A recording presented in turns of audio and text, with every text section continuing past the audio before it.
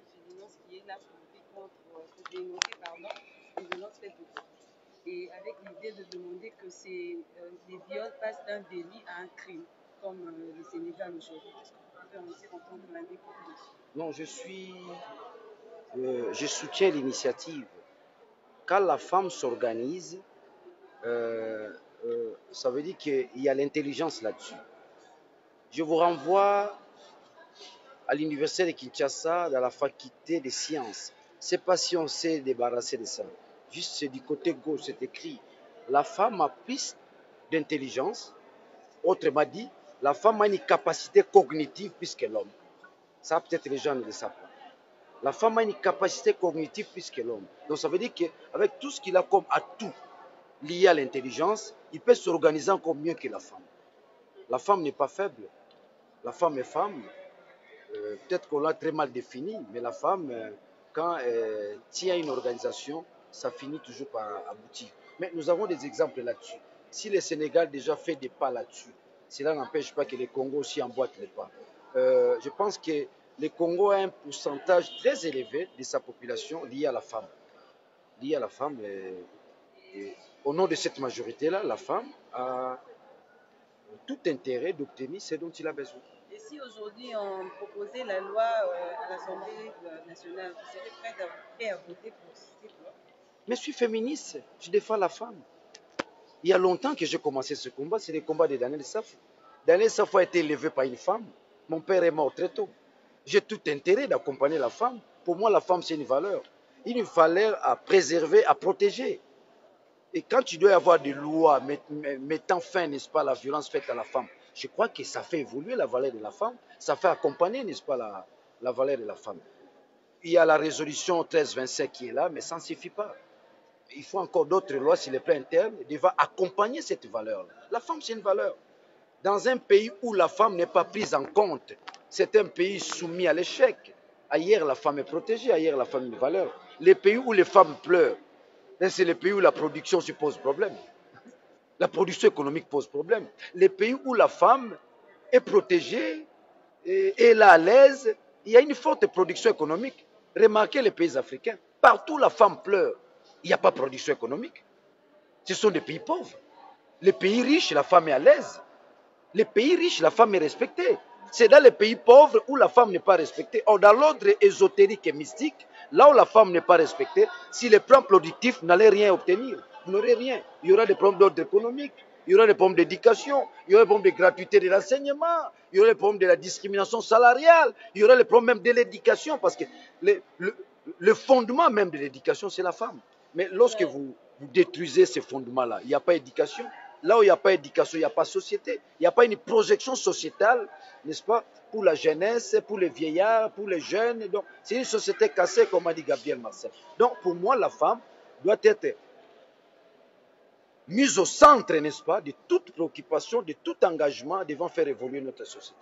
On va parler de l'actualité aujourd'hui, c'est des tueries à Béni à répétition avec des mouvements des Congolais qui se lèvent notamment à Béni et à Kinshasa pour exiger le départ de la MONUSCO puisque ce sont des compatriotes qui sont tués sous les yeux des casques bleus de la MONUSCO alors que c'est la première force onusienne sur le sol d'un pays. En RDC, plus de 16 000 hommes. Quel est votre point de vue sur ces départs exigés de la MONUSCO du sol? Mon point de vue ne s'écarte pas trop, n'est-ce pas, du point de vue de mes frères Nandais. Je suis d'avis, n'est-ce pas, des Nandais, qui constatent que la MONUSCO nous a humiliés. La MONUSCO a assisté, n'est-ce pas, à des viols, à des vols, sans réagir en tant que tel. Donc, mon point de vue ne s'éloigne pas du point de vue de mes frères Nandais. Je soutiens mes frères Nandais. Et d'ailleurs, je me dis Nandais. Nous devons avoir la notion de la souveraineté. Ceux qui trouvent que la MONUSCO doit partir, notamment les ressortissants du Nord Kivu, du Grand Kivu, c'est la souveraineté, c'est le peuple souverain. Nous devons écouter, n'est-ce pas, ces peuples-là. Ne pas écouter les Nandais, ne pas écouter les Grands Nord. Je crois que c'est une erreur grave. Nous, les Nkongo, nous soutenons les Nandais. La MONUSCO doit partir. Nous, l'Ouest, nous soutenons, n'est-ce pas, les Nandais. Le point de vue des Nandais doit être aujourd'hui le point de vue de tous les Congolais. J'en appelle à tous les Congolais de s'adhérer, n'est-ce pas, du point de vue des Nandais. C'est un point de vue à la fois rationnel, intellectuel, sociologique, parce qu'ils ont l'expertise du milieu. J'en appelle à l'Équateur, au Congo, à mes frères et mes sœurs kassaïens. Nous puissions nous adhérer au point de vue Nandais. C'est ce point de vue-là qui peut nous permettre à ce que nous puissions trouver la solution de l'autre côté. Les gens meurent. La vraie valeur aujourd'hui, c'est l'homme. La vraie valeur, c'est l'homme. Mais lorsque vous commencez à tuer cet homme-là, à quoi sert la MONUSCO? À quoi sert la MONUSCO? Une grande institution aujourd'hui qui se définit à une institution budgétivore. Parce que sur le terrain, il n'y a pas les résultats. Donc, moi, je m'adhère à ce point de vue nandais. Vous avez tous suivi, n'est-ce pas, le point de vue des Nandais. C'est un point de vue qui relève d'une étude approfondie. Je crois que nous tous, à l'unanimité, nous devons accompagner le point de vue des Nandais. Et nous tous, à l'unanimité, nous devrions nous adhérer, n'est-ce pas, au point de vue de nos amis, n'est-ce pas, du Nord Kivu. Nous ne voulons plus. Si le Nord Kivu constate que la MONUSCO ne tient pas debout à l'est du pays, à plus forte raison, les Bakongo vont refuser, d'autres citoyens vont refuser, les Balouba vont refuser, les Bangala vont refuser. Donc, nous accompagnons le point de vue des Banandés à l'unanimité. Aujourd'hui, en dehors des tueries à Beni, il y a des catastrophes dans le pays, dans l'Équateur, nord-sud de Bangui, mais également à Kinshasa, 51 morts. Député national, on ne vous a pas beaucoup entendu sur ce terrain-là, hormis les élus provinciaux qui ont fait une descente sur terrain hier. Mais attention avec le jugement de valeur, si vous vérifiez la cartographie électorale, les députés les mieux élus, c'est là où il y a eu, n'est-ce pas, la pluie métrière. Quand vous prenez Livoulou, Mbanza-Lemba, Lemba, Daniel Safo a été mieux élu de ce côté-là. Donc, je plaire avec mes électeurs, n'est-ce pas, du coin. Donc, il y a déjà un travail qui s'est fait. Nous préparons une descente avec l'appui de l'Assemblée nationale. Et nous avons déjà commencé les contacts, notamment avec l'hôtel de ville. Je crois les lundis, si possible, pour avoir les premiers ministres, constituer, n'est-ce pas, ce qui revient à des familles, n'est-ce pas, qui passent une nuit à la Belle Étoile. Pratiquement, nous avons répertorié plus de 450 familles qui passent une nuit à la Belle Étoile. D'où il faut chercher un camp de sinistrés pour eux, comment les assister, les accompagner avec les médicaments et consorts. Donc, ce n'est pas l'affaire d'un individu, ce n'est pas l'affaire d'un député, c'est l'affaire de l'État. Sous autres, si on pourrait même décréter un deuil national. Mais là-dessus, je crois que la semaine prochaine, les familles sinistrées vont constater la présence, n'est-ce pas, des autorités tout autour d'eux. Et l'avantage est que les années antérieures, souvent, l'État disponibilisait de l'argent. Mais ceux qui gèrent ce genre d'argent en bénéficient pour eux-mêmes. Mais aujourd'hui, nous avons un œil permanent. Nous allons dire, qu'est-ce que l'État a prévu pour les sinistrés, n'est-ce pas, de Lemba, Kisensou, Massina, partout, tout ailleurs, là où il y a, n'est-ce pas, des catastrophes naturelles, avec la pluie métrière. Et nous sommes là pour veiller à ce que l'argent arrive, n'est-ce pas, aux destinataires. Est-ce que ça ne pose pas un problème de la voirie de Kinshasa? Finalement, nos routes, dans quel état sont-ils? Et aller assister, c'est bien, mais parce que quand il va pleuvoir, on reviendra à la case de départ. L'option, ce n'est pas aussi de voir du côté de la voirie de Kinshasa à refaire les routes? Bon, cette voirie-là, d'abord, n'existe pas, qu'on se le dise. Hein. Cette voirie-là n'existe pas. On a constaté un banditisme assez élevé, n'est-ce pas, n'est-ce pas, au niveau de l'inhibarnisme, s'il faut le dire, pardonnez-moi. Il faut une réflexion aujourd'hui a priori. Il y a Madame Mabunda qui parle des séances académiques où nous pouvons aider l'exécutif par des réflexions réelles et rationnelles. C'est-à-dire que Kinshasa doit avoir un plan. S'il n'y a pas ces plans-là, nous serons toujours, n'est-ce pas, victimes de ce genre de pluie métrière. C'est-à-dire que c'est l'État qui construit la société. Ce n'est pas la population qui construit la société. Nous devons éviter cette confusion. Non, les gens, des constructions anarchiques. S'il y a construction anarchique, c'est l'État qui intervient. Si l'État laisse, n'est-ce pas, les gens construire de manière anarchique, ça veut dire que cet État-là n'existe pas. Le problème se situe au niveau de l'État. Parce que c'est l'État qui construit la société. Ce n'est pas la population.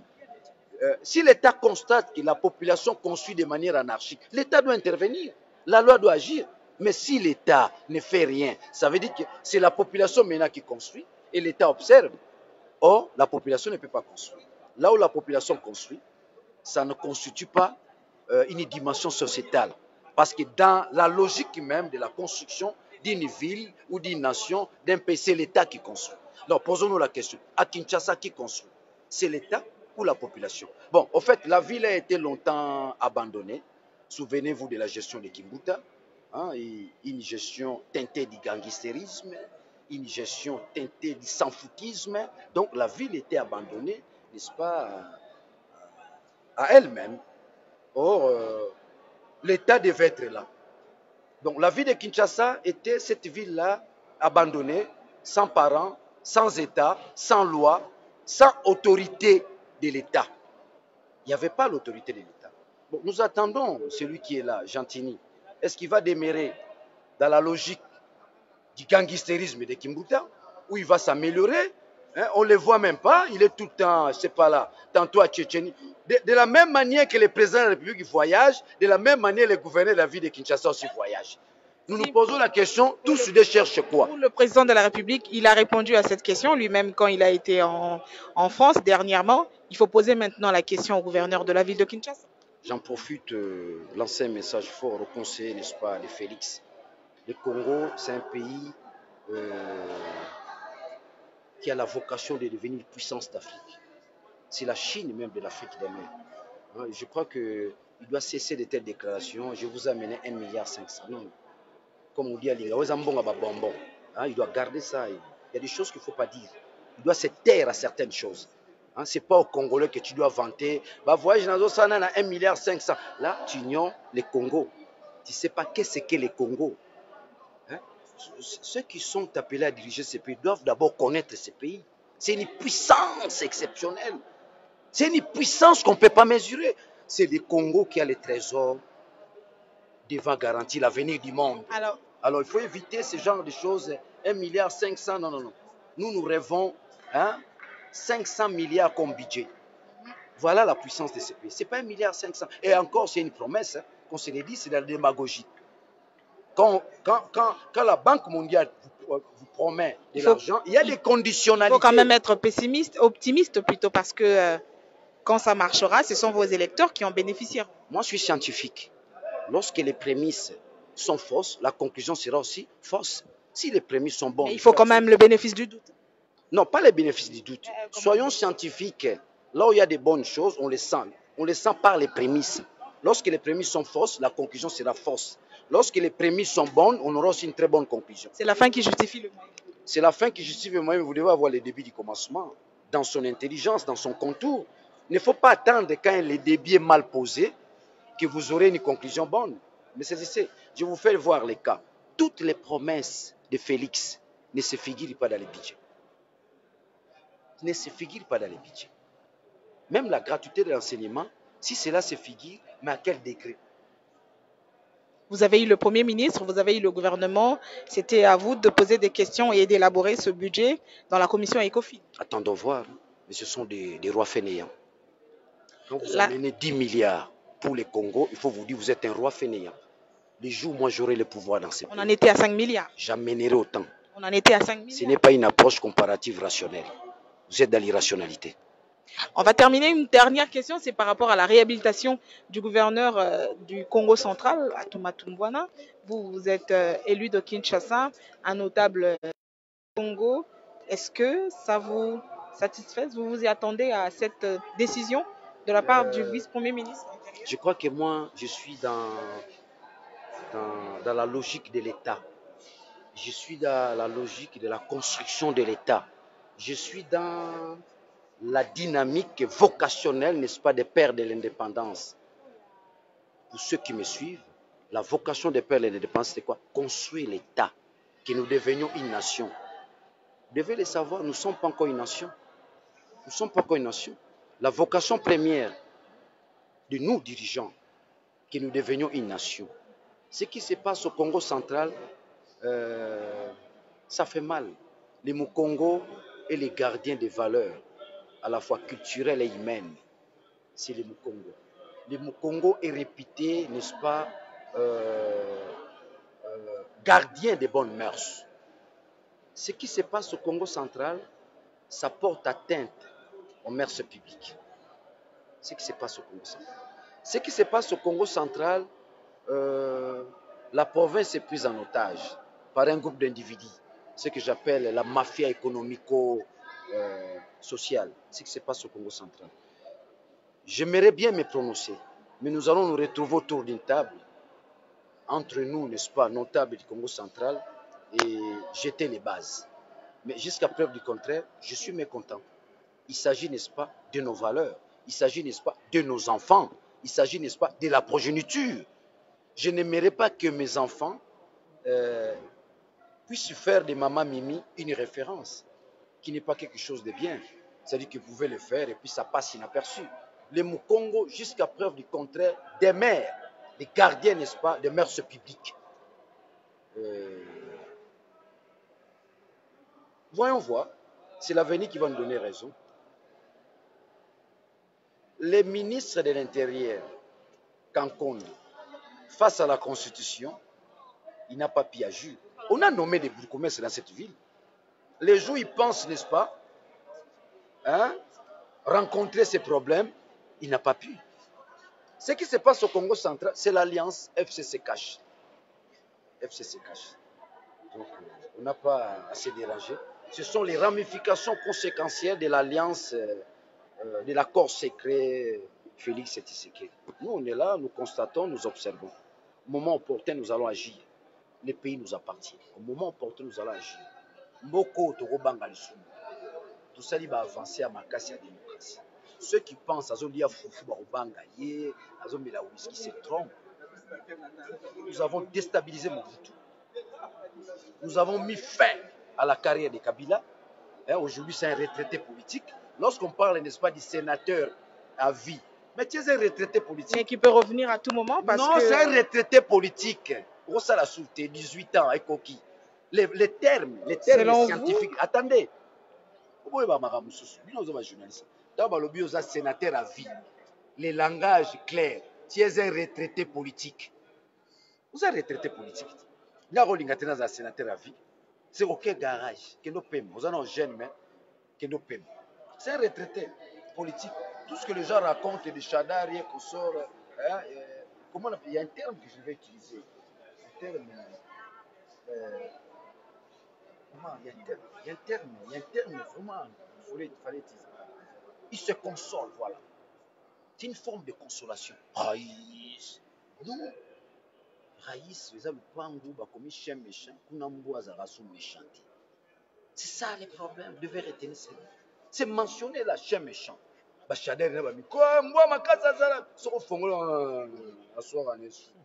C'est fini.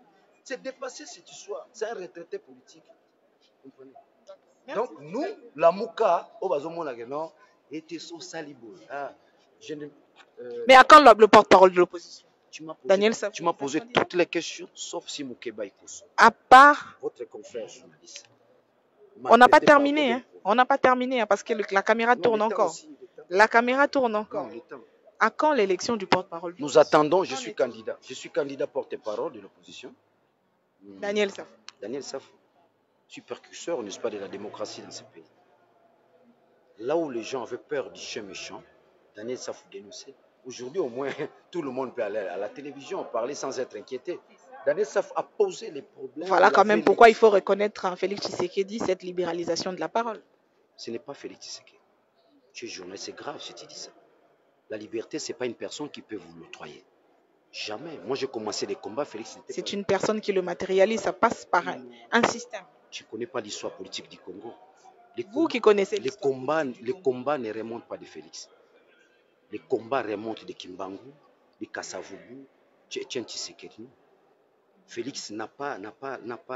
Qui a ordonné qu'on arrête, qu'on ferme tous les cachots de l'ANR? Pourquoi tu veux mettre de la contradiction, moi je suis de l'opposition? L'affaire de Félix fait quoi ici?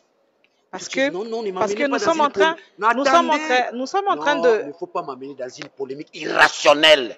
Qu'est-ce que Félix a à voir avec Félix ici? Tu sors du contexte, c'était dans les prétextes. C'est vous qui citez le nom du président. C'est pas moi qui ai commencé. Parce que quand vous répondez, vous citez, vous faites des allusions. Et quand moi je fais l'allusion, vous parlez Quand je cite d'irrationalité. les noms, tu dois m'amener dans la boue. Non, mais non, pas dans la boue. Moi, je vous réponds. Parlez-moi Moi, du je Congo. pose une question. C'est à vous maintenant de nous parler de ce que vous savez et non de vous en prendre Congo à vaut moi. plus que Félix. Parlons Voilà. du Congo. Parce que quand je pose la question, Tu c'est n'as vous pas qui de faites questions à me allusion. poser. Pourquoi tu fais allusion à Ah Félix? non, non, non. Posez-moi les questions du Congo. Répondez. Alors, ne Laquelle faites pas question? allusion à Pose vous. la question. Laquelle? Je dois te clouer. Pose la question. Me clouer? Ouais, pas. On n'est pas Non, dans ouais. un terrain de ring. Hein. Faisons une- On fait pas faisons une un bonne combat de presse, boxe ou de cage entre moi et vous. Non. La science a toujours Ou été entre un vous combat. et Quand moi. vous avez des insuffisances, c'est un combat. Vous êtes scientifique, moi je le suis pas. Merci alors. Je ne savais pas. On peut arrêter là-dessus. Bon, on va la voir, on a